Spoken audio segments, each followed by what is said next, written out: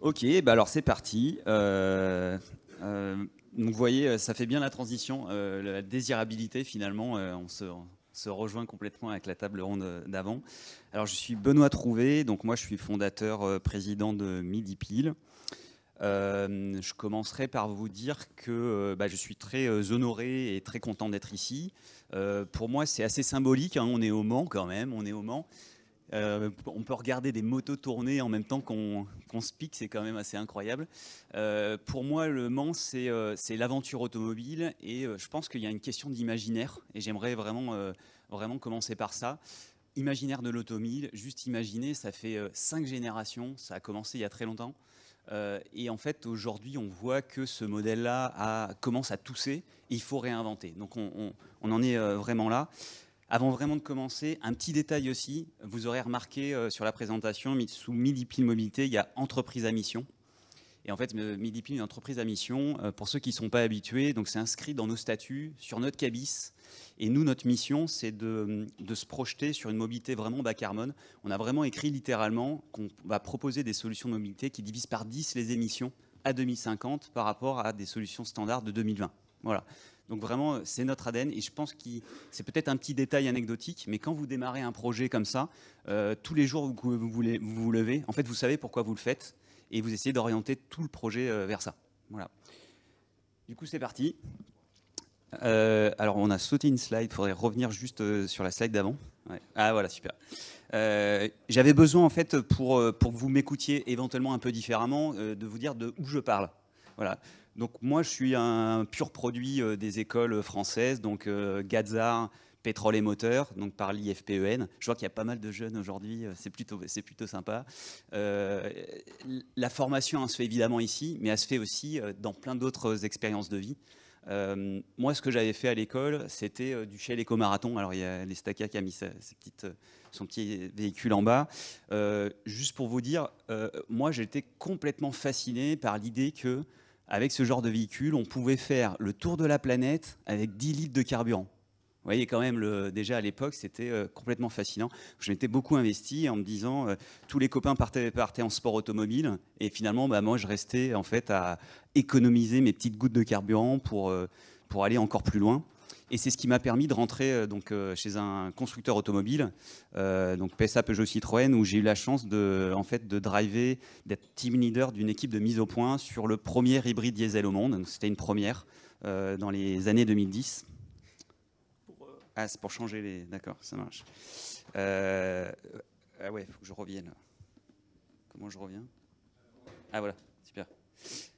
Ok, je vais essayer de me servir de ce truc-là. Ouais, voilà, donc du coup, j'en étais sur oui, donc hybride 4, première application hybride, donc sur du 3008. C'est toujours dans la rue, donc marque DS, et puis 508 RXH, donc belle aventure. Mais déjà cette frustration d'avoir du coup des bijoux de technologie. Hein, si vous connaissez le système et que vous l'avez roulé, vous avez moteur électrique sur le train arrière, donc vous avez un 4x4.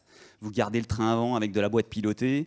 Donc vous avez 7 calculateurs qui discutent entre eux, 3 ans, enfin 5 ans de développement, 3 ans intensifs en phase ADUS, bijoux technologiques qu'on appliquait sur des SUV.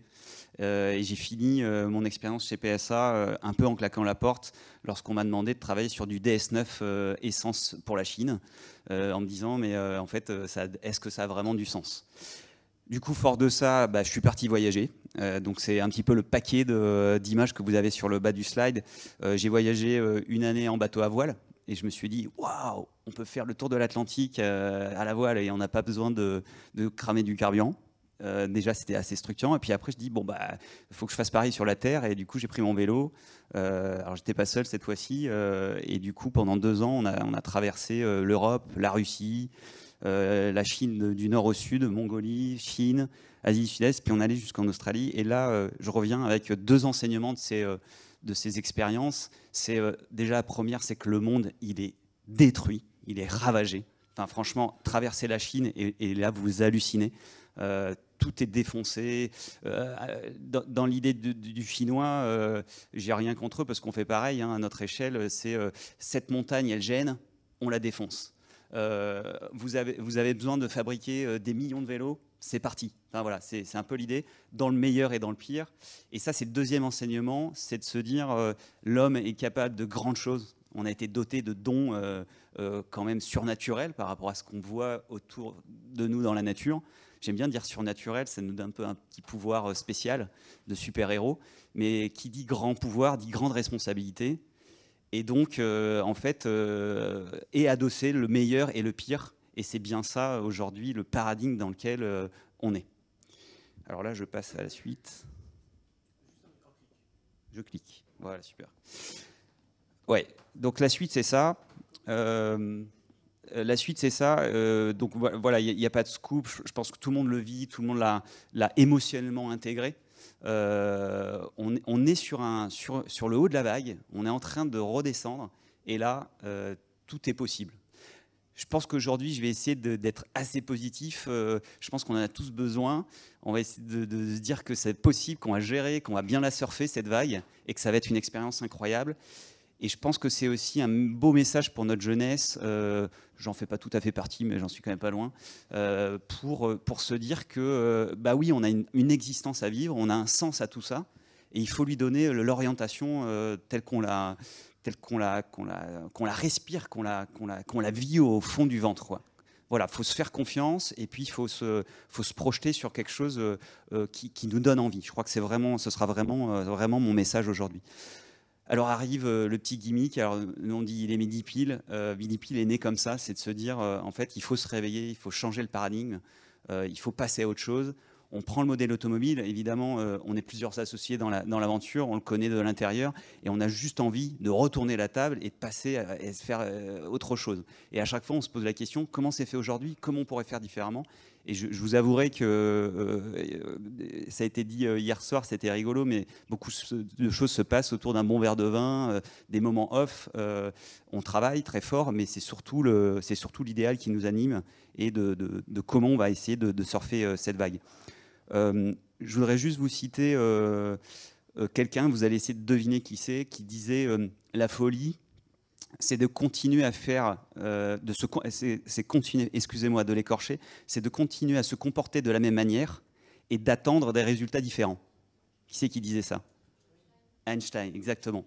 Alors, on lui donne du crédit ou pas, mais quand même, on peut lui en donner un petit peu. Et je pense qu'aujourd'hui, on est vraiment dans ce truc-là. On ne peut plus réfléchir de la même manière. C'est-à-dire qu'à chaque fois qu'on me dit, mais on ne peut pas changer, mais on a toujours fait comme ça. Bah, en fait, non. À chaque fois, il faut vraiment combattre ça.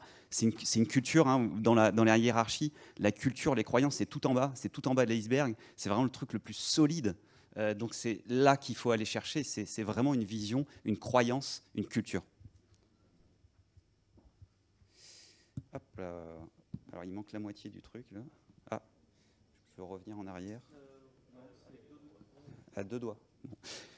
Alors, bon, il y avait une photo où vous voyez, en fait, le premier véhicule électrique au monde. Donc, si on veut faire de la prospective, il faut regarder le passé. Moi, j'y crois beaucoup, et je vous avouerai, je me suis pris une petite passion pour aller regarder ce qui se faisait dans les années 80, début de l'automobile. Ça a été mentionné tout à l'heure, et c'est vraiment intéressant pour tout un tas de raisons. La première raison, c'est remettez-vous dans le mindset de l'époque. Donc là, on est en 1881. J'ai donc un pseudo-aïeux, qui a le même nom de famille que moi, mais on n'a pas trouvé de lien de parenté. Enfin, j'ai pas les données pour dire que c'était un aïeux à moi. Mais ce gars-là, il a posé le brevet de la première voiture électrique, premier véhicule. Alors, faut l'imaginer, il est pas là, il était dans la présentation, mais c'est un 3 roues. Il a pris un Grand Bi. À l'époque, vous voyez, c'est un vélo grande roue, petite roue. Il a pris une draisienne. Donc du coup, à l'époque, on n'avait pas les transmissions mécaniques sur les vélos. Il a collé tout ça, il a mis une batterie, donc c'était des batteries au plomb, plantées, qui avaient découvert ça quelques années avant. Il a miniaturisé des moteurs électriques. Alors, je vous refais aussi l'histoire de l'électricité, tout ce qui va être électromagnétisme, loi de Lorentz, tout ça, on est début du 19e siècle, 1921, je crois, un truc comme ça. Toute la technologie évolue, on a des moteurs à courant continu, donc on a découvert les cages d'écureuil, les balais, tout ce qui est contact tournant, et on arrive à Nikola Tesla, qui fait voilà, parler de son nom de famille en ce moment très fort pour une grande marque américaine. Lui, c'est 1886. Donc on est sur des moteurs synchrones, donc des machines électriques dynamo et machines électriques synchrones. On est qu'en 1886. Donc on est quand même 60 ans plus tard. Le moteur électrique, il ne s'est pas fait en 2 jours, mais on a un moment en fait, où ce gars-là, il a l'intuition que la mobilité peut aussi être électrique. Et juste derrière, en fait, on va avoir l'arrivée de toute la partie thermique. Donc, on peut citer Nikolaus Otto, qui utilisait les cycles Baud-Rochas. Donc, c'est les premiers moteurs à combustion interne. On est en 1876, on est dans les mêmes époques. D'ailleurs, le fils de Otto, qui s'appelle Gustave aussi, Gustave Otto, qui sera un des fondateurs de BMW. Et donc, vous voyez le lien tout de suite, la filiation entre le moteur thermique, l'automobile et tout le développement sur le XXe siècle. Le moteur diesel, je vous rappelle, est-ce que vous savez quand ça a été découvert ?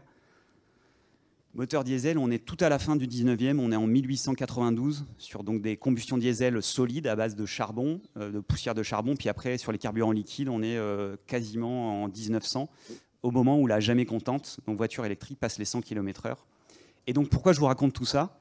Parce qu'en fait, à ce moment-là, on n'avait pas encore les énergies fossiles avec du samplon 95, vous imaginez, 42 000 kJ dans 1 litre de carburant. Ça a complètement déformé notre rapport au monde. Et en fait, c'est parti de là. Peut-être, une piste, c'est de se dire, on est reparti sur la mobilité électrique. On était dans une époque où, en fait, on avait peu accès à l'énergie. On était vraiment dans le début des grosses machines, le charbon, la vapeur. Mais on utilisait le bois couramment, on utilisait des fibres naturelles. On avait finalement un mode de vie assez sobre. Et peut-être que finalement, il y avait un Y. On a pris la voie des carburants fossiles et qu'il faut peut-être revenir à ce Y et prendre une autre voie. Et c'est ce qu'on essaye de faire. Alors vous, comment vous l'imaginez le futur ? C'est difficile, hein. C'est difficile. Multimobilité peut-être. C'est difficile, très très difficile. Mais je pense que les éléments structurants ont été dits et redits. Je pense que l'énergie va structurer. Je pense qu'on est très nombreux sur cette planète. On peut aller sur des scénarios catastrophistes. Ce qui est sûr, c'est qu'effectivement, on va se battre. Hein. On va se battre. Les ressources manquantes, on est nombreux. Il va y avoir des points de friction. Donc c'est sûr que c'est des choses qui vont probablement arriver. Ouais, c'est ce que j'essaie, mais ça ne marche pas toujours. Pour asseoir, et puis après, je partirai sur la partie produit et plus l'aventure Midi-Pile, mais j'ai besoin de vous montrer ces 2 slides. Faisons juste un bilan sur le contexte dans lequel naît l'automobile. L'automobile voilà, est née dans un moment où en fait, on avait de la profusion énergétique, on avait des projets de société autour d'infrastructures. On peut penser par exemple au New Deal qui était après les crises de 29 pour en fait remettre tout le monde à loin, mais on a créé des infrastructures énormes dans ces années-là. On avait de la disponibilité de matières premières, on avait de la main-d'œuvre finalement bon marché avec des vagues d'immigration. Et puis sur l'accès au foncier, on ne se rendait pas compte en fait que c'était une vraie richesse des sols. On bétonnait, on construisait. Ça, c'est quand même marqué. Vous avez entendu tout à l'heure les dates, on est au 19e siècle. C'est-à-dire que c'est 19e, début du 20e. C'est-à-dire que cet imaginaire qu'on porte tous autour du marqueur social de la liberté qu'a permis de faire l'automobile. Alors, ça s'est évidemment développé après la Deuxième Guerre, mais c'est des valeurs et des constructions, des croyances qui ont été construites il y a plus de 100 ans. Hop là. Le contexte dans lequel nous allons évoluer demain, on passe finalement de l'automobile, de l'objet, aux besoins de mobilité. Et donc, ce qui est important pour nous aujourd'hui, je ne sais pas si vous le partagez, mais c'est de se déplacer en fait. La jeune génération, je me tourne d'eux, j'ai l'impression d'ailleurs de parler qu'à eux, mais je parle à tout le monde, on passe pas le permis, on se débrouille, on utilise les voitures des autres. Voilà, c'est vraiment quelque chose qui est en train de changer. Je pense qu'on a, il y a tout un tas d'éléments structurants, on n'a pas le temps, mais il y a des questions de réglementation qui sont hyper empilées, hyper imbriquées et qui aujourd'hui brident énormément les possibilités. Ça a du bon, mais ça a aussi du moins bon. On est sur l'aspect sécuritaire, l'aspect plutôt le confort, on a toutes ces questions-là. L'expérience utilisateur, voilà, c'est des éléments structurants. Et autour, c'est à peu près les mêmes thématiques, mais finalement avec une situation actuelle. Donc de l'énergie contrainte, des matières primaires coûteuses et limitées, Une instabilité sociale qui fait qu'aussi ça pose une vraie question pour des gens qui sont industriels ici, je pense qu'ils le vivent au quotidien, comment on source des équipes, comment on construit des équipes. Est-ce que finalement on reste sur du travail à la chaîne? Est-ce que ça a encore du sens? Comment on gère les gens qui font ça? Et puis un tissu industriel aujourd'hui qui est quand même très porté sur l'Asie, avec du coup une internationalisation et un positionnement de la Chine comme l'usine du monde. Et vous pouvez difficilement vous en passer pour tout un tas de raisons. Tout ça est en train de tout sauter. Et il va falloir se préparer à faire probablement un petit peu autrement. Le projet Midi-Pile, il s'appuie sur quatre piliers. Alors, je ne reviendrai pas sur sobriété, je pense que vous voyez très bien ce que ça veut dire. Je le traduis juste, moi, en disant qu'on a peu d'énergie, utilisons-la de la meilleure manière possible.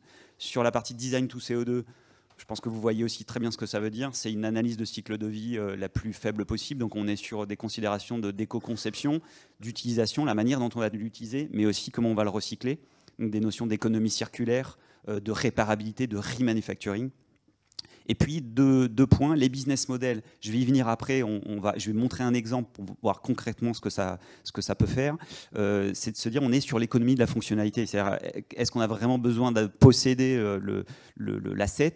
Est-ce qu'on n'a pas plutôt besoin juste de se déplacer? Puis enfin, une vraie question d'industrialisation. Et je mets juste derrière résilience. Nous, on est en Charente, donc on est perdu à la campagne. On va monter des sites industriels.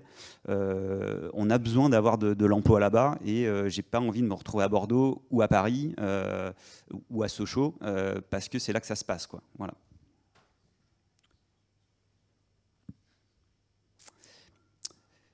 Alors là, c'est pas 202.5, c'était 2025, mais ça a sauté. Ah voilà, très bien. Du coup, ça, c'est un élément important. C'est un élément hyper important, vous devez le savoir. Donc en 2025, se met en place les ZFEM, zones à faible émission. C'est une directive européenne qui a été intégrée dans la loi climat et résilience en 2021. Les véhicules vont être discriminés à l'entrée de ces zones par la vignette CRIT R. Et donc à 2030, vous aurez 96% du parc de véhicules utilitaires légers français actuel qui n'entre, alors au niveau européen c'est à peu près pareil, mais qui n'entrera plus dans ces centres-villes. Ça concerne à peu près 50% ces véhicules. Tout le monde n'est pas concerné par une ZFE, mais c'est évidemment un élément ultra structurant pour le marché de demain. 2025, au passage, c'est dans 3 ans. Donc en gros, la partie est déjà quasiment jouée. Ouais, mais ça passe pas. Ah voilà. Qu'est-ce que fait Midi-Pile? Nous, on vient amener une nouvelle catégorie de véhicules entre le vélo cargo et la petite voiture urbaine. Je vous l'ai mis en cachet exprès, comme ça, vous essayez de l'imaginer. Elle a 4 roues carrossées.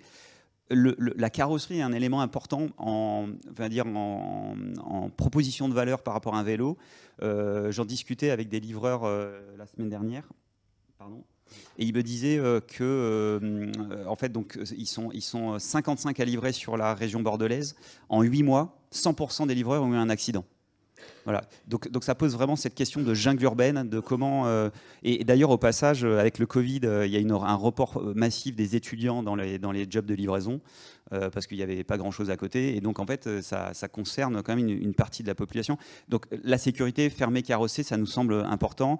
Il y a tout un tas d'effets bénéfiques. Nous, on en profite pour mettre du photovoltaïque sur la carrosserie.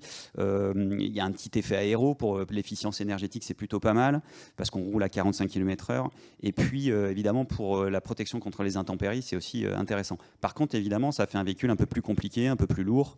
Et derrière, du coup, tout ce que ça implique en réparation, en coût à l'usage, etc. Le coût à l'usage, c'est le deuxième point. C'est comment on imagine le véhicule, comment on le conçoit pour qu'il ne coûte rien. Vous verrez, c'est un véhicule, il a les portes plates, il a le pare-brise plat, il est fait pour en fait rien coûter à fabriquer et à entretenir. Un véhicule du coup polyvalent qui fait tout un tas d'usages, je vais vous montrer ça, léger, une gestion énergétique, alors multi-énergie, et puis un véhicule désirable. Un véhicule, on a envie de monter dedans, on a envie d'essayer, on a envie de se faire plaisir. Nous, ce qu'on fait, c'est qu'on fait ce véhicule, donc vous l'avez vu, il est polyvalent, il y aura des versions cargo, des versions passagers. On joue sur l'axe vitesse-puissance parce qu'il va être homologué en L6, donc sur du quadricycle léger, 45 km/h, 6 kW, mais le même véhicule va rouler aussi en catégorie vélo et donc en fait à performance dégradée, et du coup pourra faire les usages d'un vélo. Alors c'est pour ça qu'on contraint les largeurs pour que ça fasse 90 cm, pour qu'on puisse finalement juste numériquement, digitalement, à distance, brider les performances et lui permettre de différencier ses usages. On appuie cette brique véhicule sur 2 autres briques, une brique énergétique et une brique SaaS. La brique énergétique, j'ai parlé du photovoltaïque, donc vous avez des moyens de production d'énergie à bord, à savoir les pédales classiquement. Et puis le photovoltaïque, vous avez une gestion batterie un peu particulière avec du swap. Donc on divise le parc batterie pour ne pas embarquer des batteries dont on n'aurait pas besoin, mais de permettre à des utilisateurs qui l'utilisent de manière intensive de finalement mettre plus de batteries, ou de pouvoir les recharger à la volée, ou de pouvoir faire des recharges déportées. Voilà. Et puis, donc une connectivité. La connectivité, aujourd'hui, nous, on peut rouler offline, c'est pas de problème, mais on voit la puissance de la data et tout ce qu'on fait avec ça pour anticiper, gérer, sécuriser. Et c'est clairement dans le modèle une proposition de valeur très, très importante. Donc là, vous voyez pour la première fois quelques images. On voit le véhicule. Je vais essayer d'accélérer un petit peu. Ouais, ok, donc je vais accélérer beaucoup. Donc capacity, il fait 300 kg. Agilité urbaine, je vous en ai parlé, vitesse, quoi l'usage. La simplicité, je vais juste m'arrêter là-dessus. On veut faire un véhicule, vous vous asseyez, vous tournez les jambes, c'est parti, ça se passe comme pour un vélo, très simple d'utilisation. Mais vous l'avez compris, on vient des constructeurs, j'amène dans ma valise tout un tas de fonctions de l'automobile. Et en fait, on a 4 brevets sur la partie chaîne de traction. C'est quelque chose de très fun. C'est un véhicule en fait qui a un peu de machine learning, qui va faire du 0,45 en moins de 3 secondes potentiellement, qui fait des très basses consos, qui fait du marche avant, marche arrière, qui fait de la limitation de vitesse. Bon voilà, on fait beaucoup de choses avec ça et ça en fait un véhicule très très très intéressant au quotidien. Au niveau marché, je vais peut-être passer vite parce que j'ai pas le temps de détailler, mais juste vous montrer en fait nous comment on se positionne. On se positionne vraiment entre le vélo cargo et le véhicule léger. Alors aujourd'hui en diesel, mais demain en électrique. On pense que ce marché, c'est pas moi qui le dis, on pense, c'est documenté. Ça dépend si vous écoutez les associations de cyclistes ou les associations de constructeurs automobiles. On ne sait pas trop bien comment ça va se passer, mais clairement s'ouvre un marché énorme sur les années qui viennent. Nous, on vend donc un véhicule avec des services, donc des services connectés, de l'entretien maintenance, c'est du tout inclus. Ça nous permet d'aller sur les business models innovants. Je crois que la chaîne de valeur est intéressante, c'est d'ailleurs regarder où on gagne de l'argent et essayer du coup de ne pas laisser par exemple quelqu'un opérer. Vous avez pris tous les risques industriels, vous faites des marges de quelques pourcents et vous laissez quelqu'un faire des marges beaucoup plus intéressantes sur la partie opération. Est-ce qu'il ne faut pas y aller? C'est des vraies questions qu'on a. Les intérêts alignés sont triple intérêt. Constructeur, c'est plus rentable. L'utilisateur, lui, ça peut être éventuellement moins cher. Et surtout, ça fait moins d'assets, moins de véhicules et donc derrière moins d'émissions de CO2. Je passe sur les acteurs. Dernière petite minute. Ouais, c'est ça. Je voulais terminer là-dessus. Ouais. J'ai ça et puis j'ai une conclusion après. Mais en fait, comme dans la présentation de la séquence, il y avait business model, je devais en fait de vous faire une petite explication de comment ça pourrait se passer. Donc là, accrochez-vous bien parce que c'est pas forcément ce qu'on a l'habitude de voir. Vous avez du coup la timeline de 2024-2020X. Donc vous voyez le petit pointillé en haut, c'est les prix de revient industriel. C'est-à-dire en gros combien ça me coûte pour fabriquer mon véhicule. Évidemment, c'est lié à la volumétrie. Plus vous fabriquez, moins ça vous coûte cher. Modulo, le prix des matières premières à terme, hein, on a aussi de l'incertitude là-dessus. On ne sait pas les organes, les matières premières, ce que ça va être. Donc il y a probablement des petits pics, mais globalement ça se passe comme ça. Nous, on a un double modèle, c'est-à-dire qu'on va commencer par de l'abonnement donc au mois. Si vous vous abonnez pour très peu de temps, ça vous coûte plus cher que si vous abonnez pour longtemps. Et après, on aura un modèle hybride d'abonnement et de vente directe. Vous voyez un peu les taux de marge différenciés. Il y a un élément structurant, et j'en terminerai là sur cette slide. Retenez ça, leasing, l'élément structurant, c'est la valeur résiduelle. En gros, on peut se dire par exemple pourquoi telle marque, tel modèle de telle marque en leasing au mois est moins cher que telle marque alors que c'est à peu près les mêmes véhicules, ils ont à peu près les mêmes fonctionnalités. La valeur résiduelle, c'est-à-dire si vous revendez un véhicule plus cher, finalement, en fait, la décote, vous l'amortissez pendant le même temps avec des traites, des loyers plus faibles. Donc en fait, tout réside sur la valeur résiduelle. Et là, je vous donne le petit tips. En fait, le vélo, on est sur des valeurs résiduelles globalement, c'est pas tout à fait vrai, mais nulles à 3 ou 5 ans. L'automobile, on a l'Argus. Donc nous, on fait une nouvelle mobilité, on a besoin de se caler entre les deux. Et donc en fait, nous, on garantit notre valeur résiduelle parce qu'on fait du rétrofit. On intègre dans nos coûts d'abonnement en fait, du rétrofit, c'est de la provision sur charge pour garantir qu'il y aura un prix résiduel. Voilà. Donc là, c'est très technique, je vous la fais à peu près en 30 secondes, mais il y a des tableaux Excel dans tous les sens pour essayer de calculer ça. Et derrière, évidemment, tout le monde en bénéficie. On peut en savoir plus avec vous au premier étage, c'est ça hein non, je suis pas. Au rez-de-chaussée on peut venir me voir pour en parler. Bon, d'accord. Voilà, j'en conclurai là. Ça me permet de passer 2 messages. Aujourd'hui, on est en pleine levée de fonds, donc évidemment, c'est le moment de dire si je vous ai touché et si vous pensez que l'aventure a de la vertu, n'hésitez pas à revenir vers moi et voir s'il n'y a pas une manière de vous intégrer dans le projet, financièrement ou d'ailleurs d'une autre manière. Et puis le deuxième point, c'est qu'on vient ouvrir des précommandes. Ça marche très fort, ça marche très bien, ça crante bien. Mais j'aimerais bien m'implanter au Mans ou pas loin. Et donc, si ça fait sens, il y a une offre qui est valable pendant pas très longtemps. C'est à peu près peut-être un petit mois. C'est de commencer avec 300 € pour avoir un véhicule pendant 2 mois. Ça permet de l'essayer, de le tester. Donc, si vous êtes intéressé, n'hésitez pas. Je conclus. Désolé. Midipile.eu, c'est ça hein Voilà, midipile.eu. Midipile.eu. Allez sur notre site. Je voudrais vous dire ça. Je voudrais vous dire qu'on ne peut plus attendre. Que c'est maintenant et qu'il est midi pile. Voilà. Merci beaucoup.